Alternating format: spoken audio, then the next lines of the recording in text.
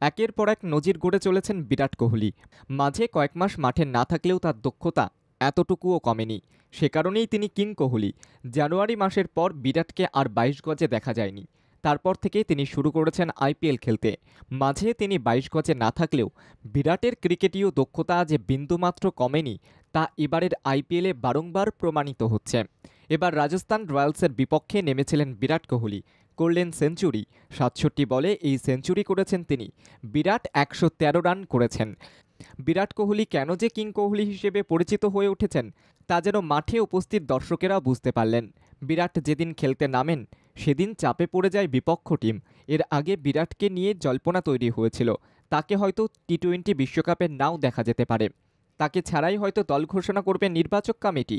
কিন্তু আইপিএলে তিনি যে মেজাজে খেলছেন তাতে তাকে ছাড়া দল ঘোষণা করা একেবারে সম্ভব নয়। ৭২ বলে ১১৩ রানের অপরাজিত ইনিংস খেলেছেন বিরাট কোহলি। এদিকে আরসিবি করেছে ১৮৩ রান।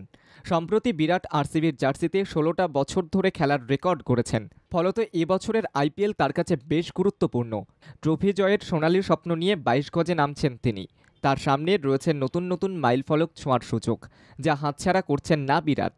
এবার বিরাট রাজস্থান রয়্যালসের বিপক্ষে সেঞ্চুরি করে যে নজির গড়েছেন তাতে মুগ্ধ তার দল। বিরাটকে বিশেষ সম্মাননা জানিয়ে এক্সে তার মাথায় মুকুটও বসানো হয়েছে।